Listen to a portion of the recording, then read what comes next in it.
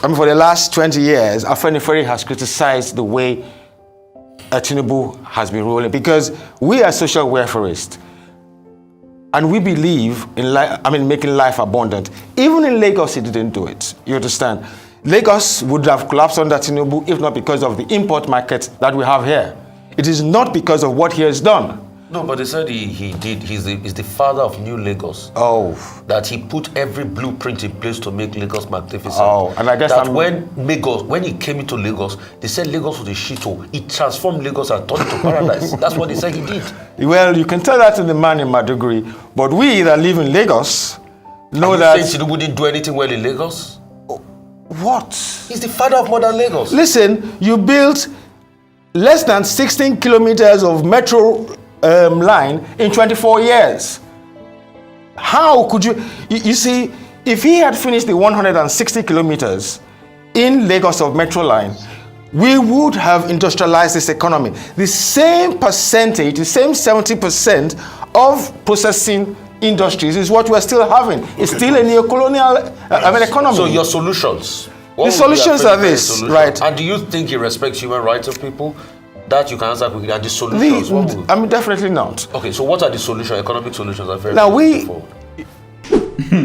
You see this life, you can lie to some persons for some time, but you cannot lie to everybody at the same time. Your people knows you very well. You see Mr. Faloye, who is the spokesperson to Afenifere, the Yoruba Socio-Cultural Group. These people know Tinubu very well.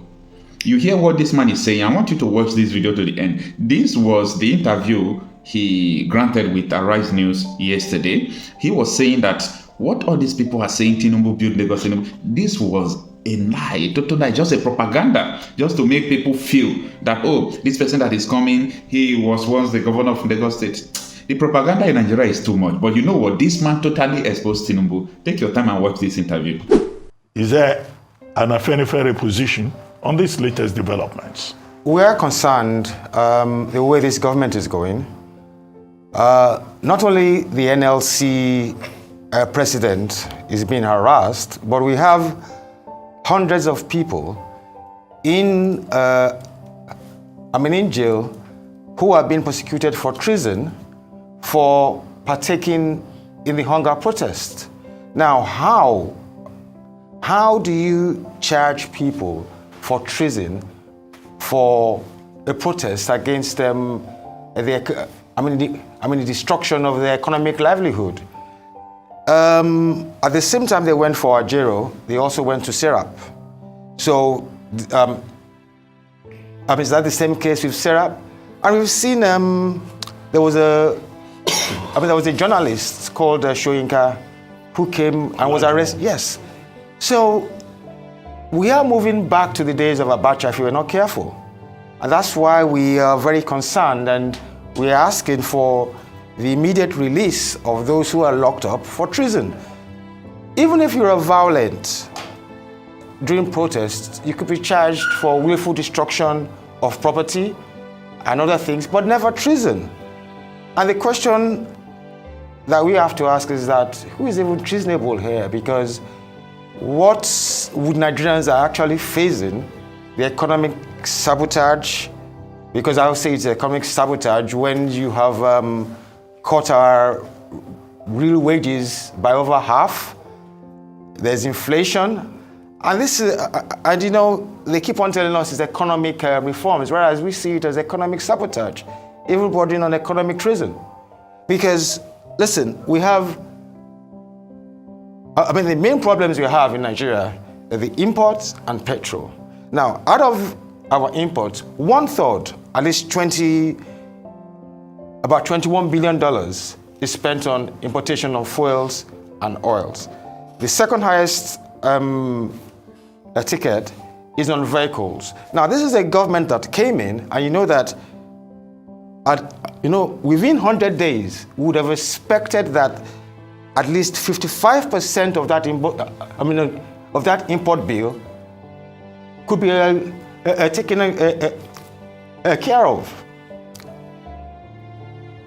Instead of reducing the vehicle bills by making all government tiers buy locally produced cars. You go out, you buy thousands of expensive foreign cars. Our refineries have gone up over 20 billion. Nothing is happening. And then we also have these stories come out with Dangote's refinery. So what do you expect the people of Nigeria to say? Principally, by way of summary, is this your opinion or Afenifere position? Because you are saying that the Tinubu government is sabotaging the Nigerian economy. It is. You are saying that they are is. guilty of economic treason. Yes. Is it your personal opinion as Principal Oye, No, it's or that is the position of Afenifere? No, it's something we have discussed, and logic shows it that there was a way that the government could have resolved these economic problems. In Tinubu's manifesto, on page 34, 36, I think he said categorically that he would not remove these subsidies until refineries come up. Now, you're coming up with these foreign institutions pushing free market principles, which don't apply. Because in the first place, you are the monopolist supplier of foreign exchange in Nigeria. You supply over 80%. So the value of Nigeria indirectly is tied to you. It depends on how much you supply that we're going to have. If you increase the supply today by 300%, definitely the dollar will fall by at least 200%. Same thing with the petrol. You are a monopolist. You are the ones who are supplying it. And so if you do something that is against our national interest, our national economic interest, then it's tantamount to economic treason.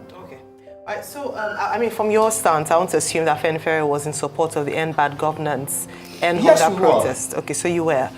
Did you march? Did you go out to protest? Did you support protests? The young guys, the younger ones did. I'm nearly 60. I won't be. No, everybody of all ages went out to protest. I don't think it was. We saw people. And we saw what happened with the Lagos protest. They were beating. They were beating journalists. They were beating. They were harassing people. Yeah. They spent billions bribing people not to come out. Billions, that's interesting. But let me ask about, yesterday we had the NLC publicity spokesperson come here, Mr. Benson Upap, and he had said that it was as a result of, it was a distractionary move by the government with this whole Mr. Joe Jerry issue because of the recent hike in petrol prices and the protests of NLC as a result of that. Now, verbal protest, they said that the action will be taken maybe by the 1st of October or thereabouts, but that this is meant to distract them and the people from facing that issue. Do you agree with his sentiment? Or that where Mr. Bayo Onunuga through that statement has said, no, it's not a human rights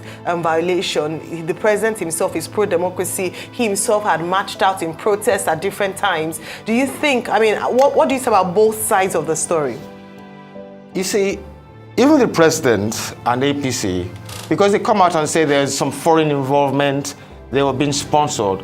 But APC and the government, we know in 2014 when President Jonathan came out and said they were being supported by foreign institutions, and we know that millions were paid to push the corruption awareness program. Nobody arrested them for treason. So how can you now come back and say, even if you had some foreign sponsorship, which happens with all the CLOs, you understand, there are no weapons being exchanged. It's not a matter of ideology. People are hungry. So how can you keep nearly 1,000 people, as we hear, in prison on treason?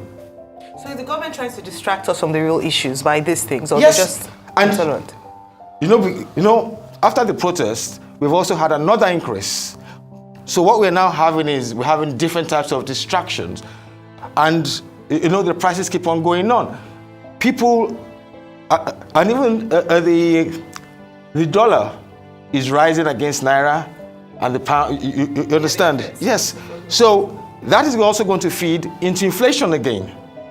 So, and we also have high interest rates, which has destroyed our economy or keeps on. So employment is increasing. Rather than tackle the issues. They are not tackling the issues. They'd rather distract. And they're saying that there's an economic reform. What reform? Can they specifically tell us which specific industries do they expect to grow from these reforms?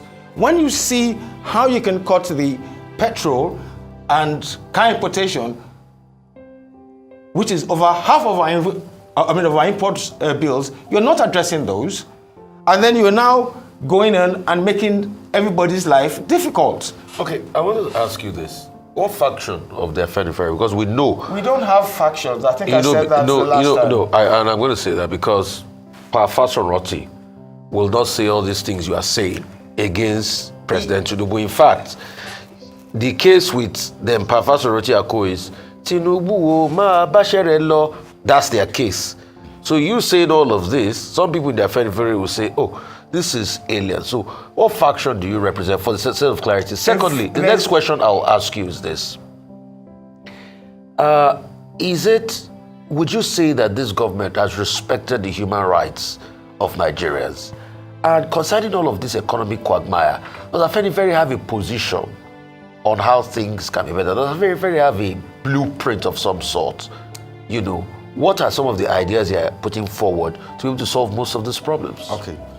The first question, we don't have a faction. We have some people who, for propagandist motives, decided to go with Tinubu.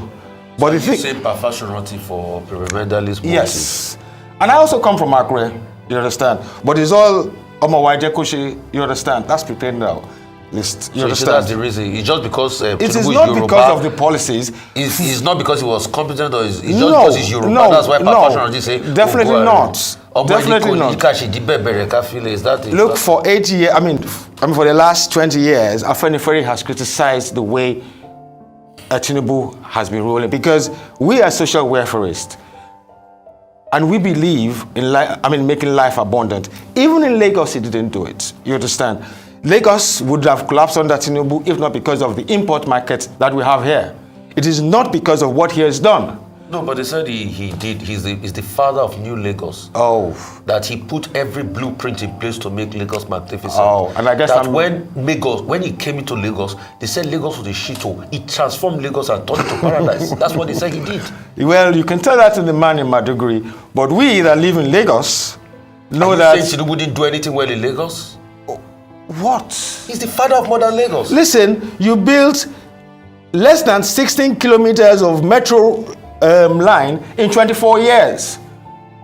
How could you... You see, if he had finished the 160 kilometers in Lagos of metro line, we would have industrialized this economy. The same percentage, the same 70% of processing industries is what we're still having. It's still a neo-colonial economy. So your solutions? The solutions are this, right? And do you think he respects human rights of people?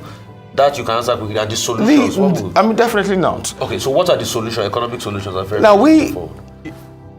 I wrote something about the Nigerian dream, right?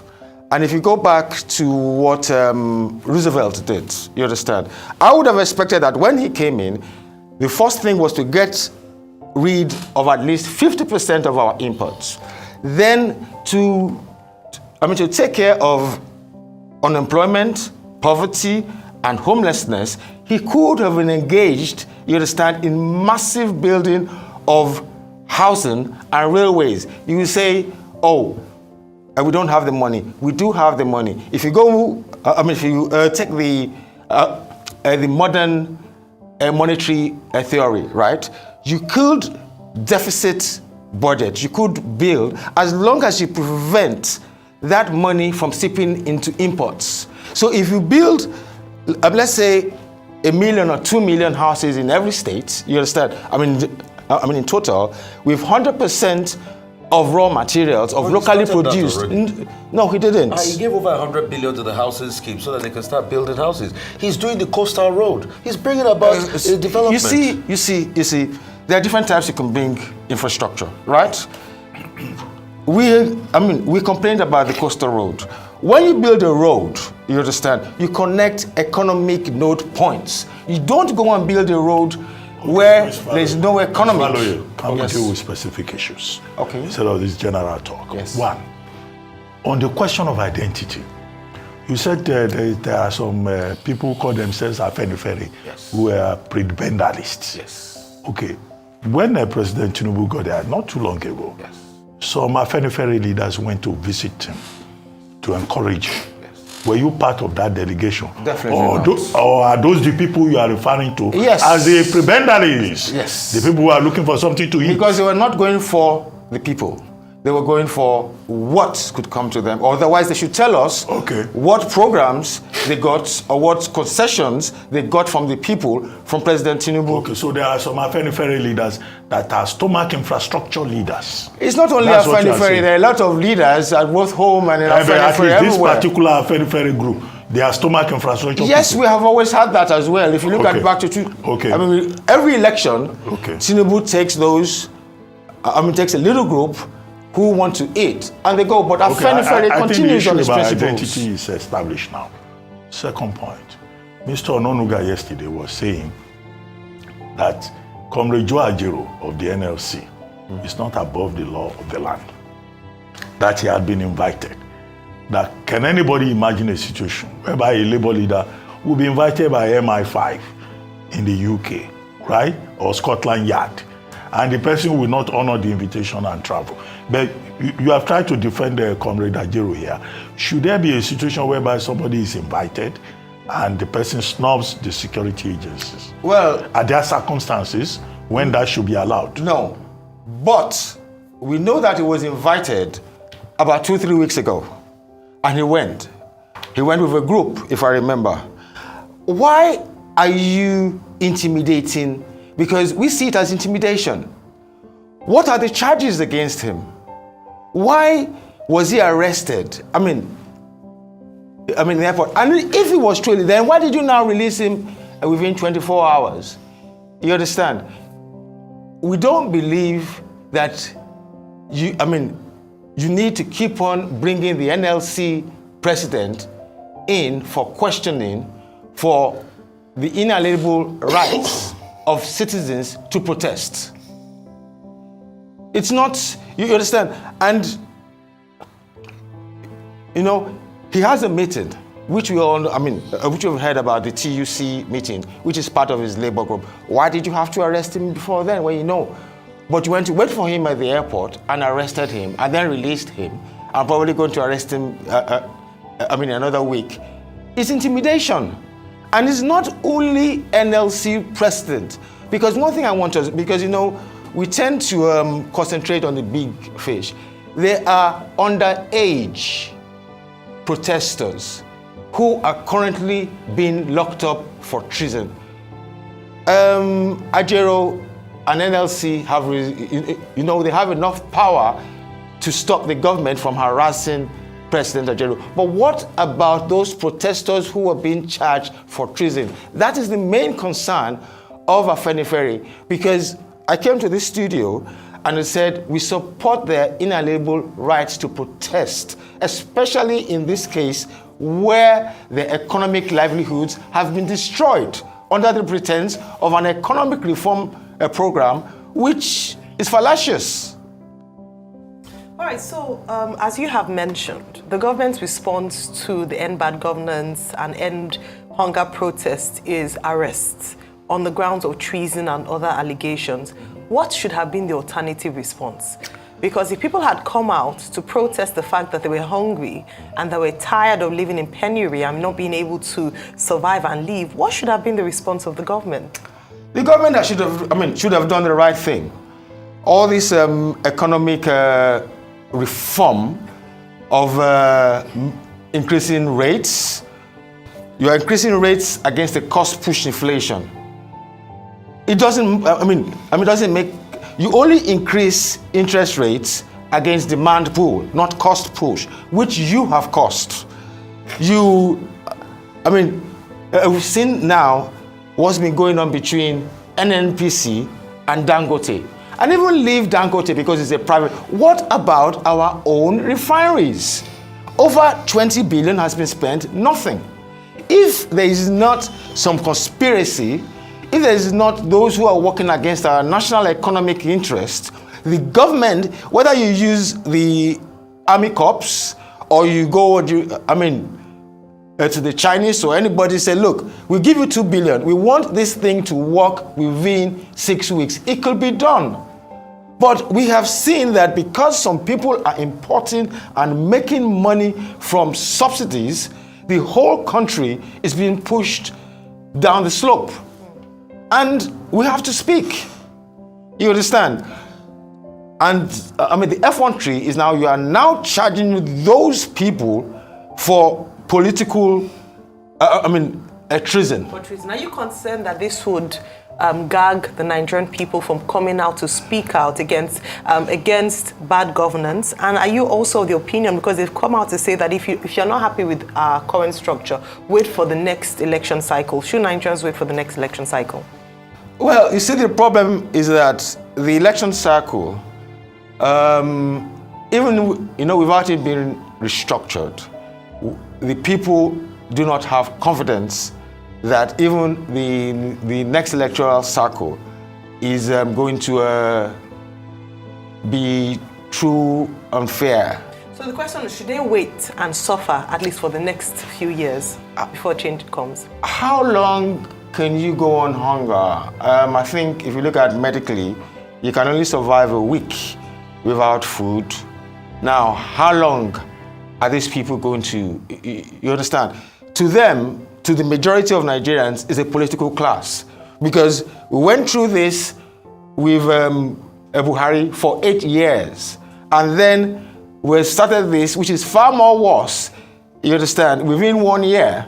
And you're telling us economic reforms. What economic reforms are you making? What you should have done is bring down our import bill by at least 50% within 100 days. You didn't do that. How would you have done that? How we would have done that? Yes. By make sure, like I said, 33% of that import bill is based on on fuels and oils, which we can produce here.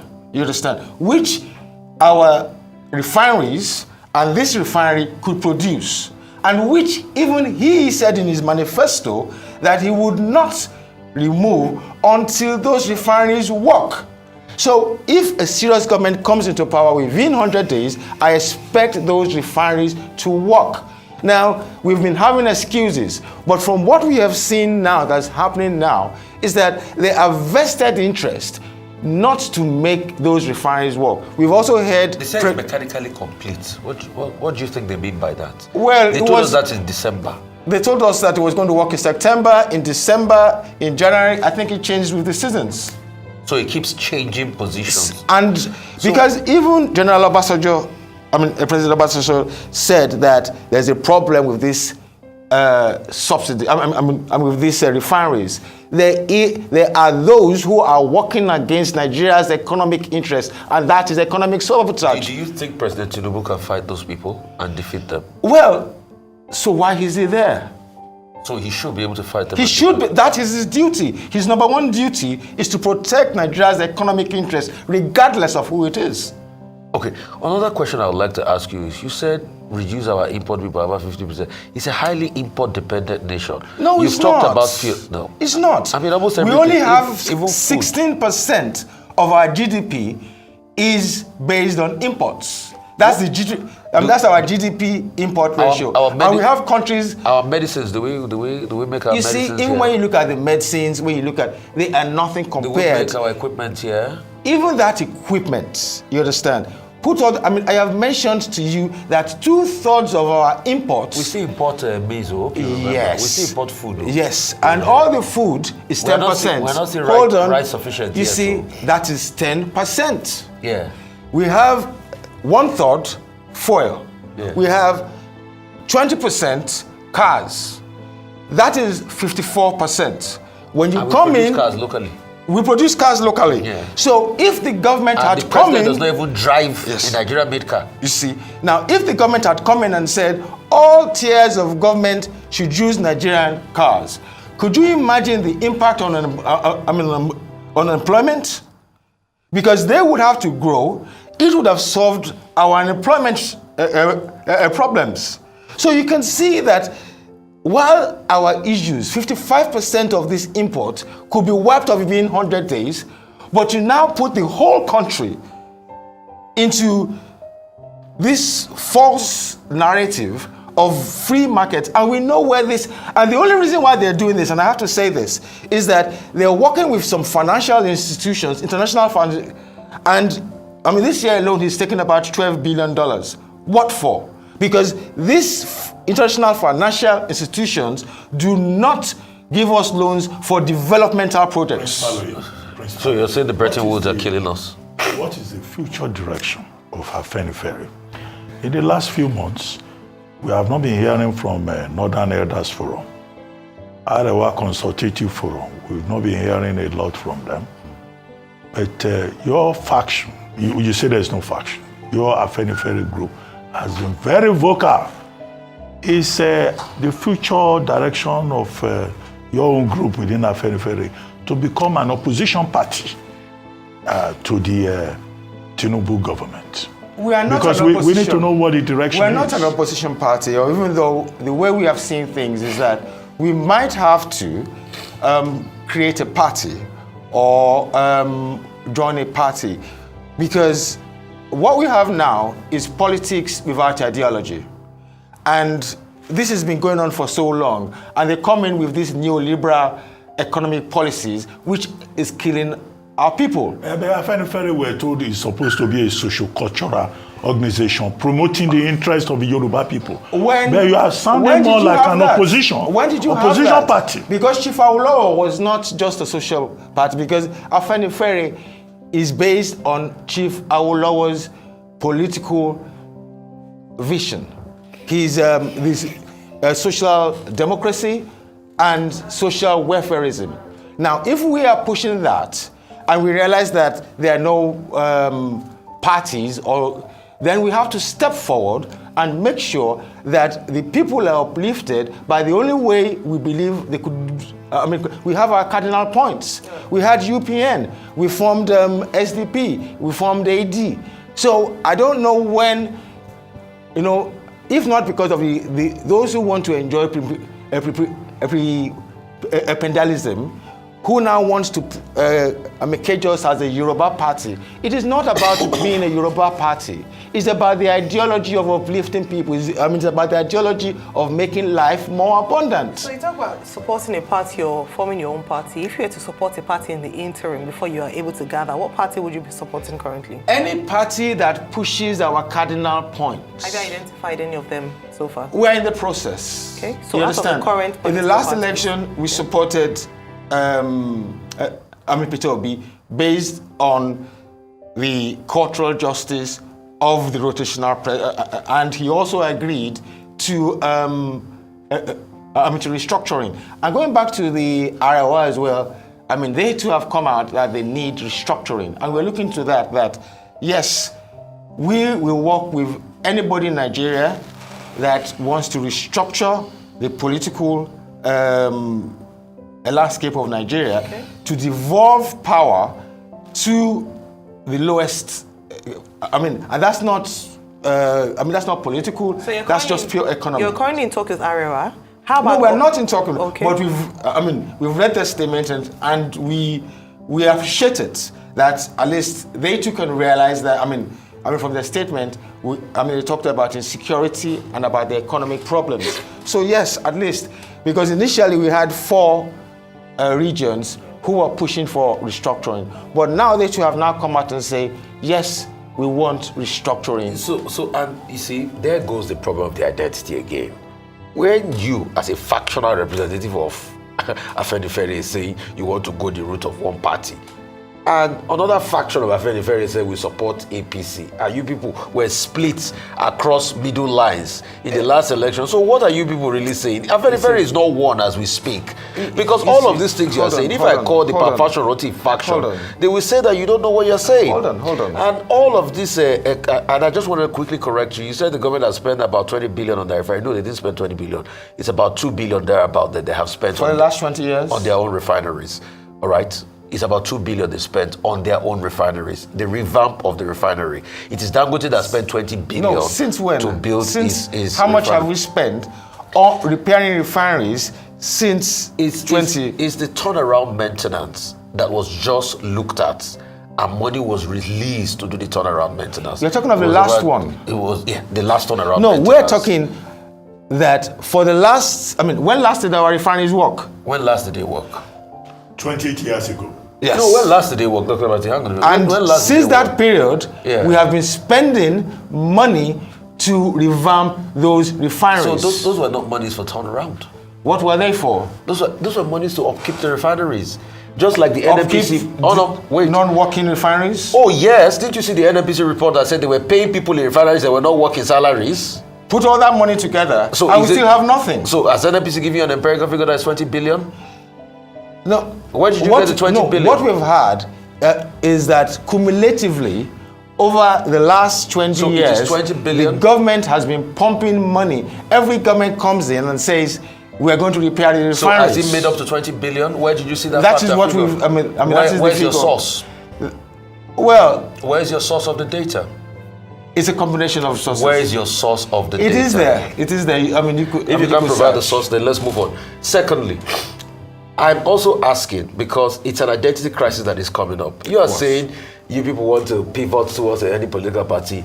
All of these things you are saying, the Parfashionality will come out the next day and say, you're just sucking garbage and In the jargon. first place, Secondly, you keep mentioning Chief Fashionality. But he has come back to say he's the leader. No, but you have in the press that he's written resignation letter. But he has since So why come are back. you keeping on somebody but who has obviously with due officially respect, He resigned? has since come back to say he's the leader. When But they let's went leave to personalities. When they went to see President Tinubu, like you highlighted, he didn't go there as a Parfashionality. He went there as the head of Afenifere. The head of Afenifere is Papa Ayo Adebanjo. Parfashionality doesn't believe that. Well, we are stating the facts. But you see, We are non-partisan let's put that here. aside. We are stating You the facts. understand? The most important thing about Afenifere is our cardinal point, is our philosophy. And if you do not stick to that philosophy and to those cardinal points, you are not Afenifere. Simple. Okay, whatever you say, Parfashionality is still also a leader in this Afenifere. Moving on, I really wanted to ask you a very important question. And it's going to be the question about this protest, this August protest, and this talk about trying to lock children up for treason. I'm bringing up that issue because it has set a very bad precedent in our country. The criminalization of protest itself, it's a replica of the days of the Abacha. Of the Abacha days, which frontline people, probably a united Afenifere, were part of those that also said, no, this shouldn't be the case. What are you people saying as regards this criminalization of protests now? It is, you see, it's not only sad here, but it's even gone in, on international press. If you Google it, you will realize BBC, all this, across the world, are placing it that Nigeria is criminalizing protest, and even underage protesters are locked up. This is not democracy anymore. We are sliding, and we have a statement, you understand, where we advise President Tinubu to listen to the advice of Professor Soyinka recently about fascism. We need to ensure that Nigeria does not fall into a fascist dictatorship. You think Nigeria is falling into a fascist dictatorship? Yes. You think President Tinubu's administration is a fascist dictatorship? Yes. Because when you arrest underage, when you arrest people for protest, when you criminalize or select a whole ethnicity and attack them, when you attack your opponents and anybody that speaks against you, that's fascism. Okay, Prince, before we go, this last Sunday, I think it was September 9, a group of Afenifere leaders, Ekpa Folani, Jari Ajayi, and some other people, they visited Pa Ayo Adebanjo, it was reported, to, commend him for his patriotism and leadership. Were you part of that delegation? What faction of Afenifere is that? They just came I'll say that was just a media game.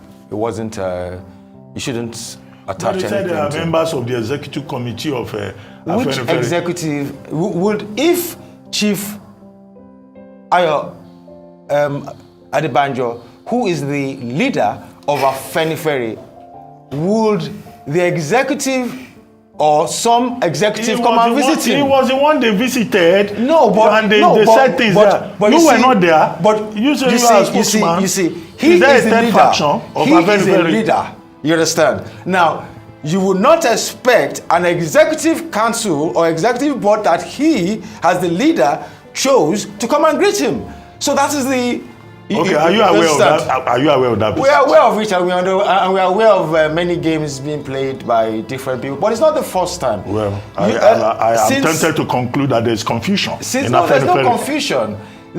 Some people might want to bring confusion, but like I said, Afenifere, you understand, the true Afenifere will be known by the fruits of its activism, the fruits of what it puts out. It is not about going to the media and taking effort. No, it is where you stand on national issues. It's okay. You speak for Afenifere.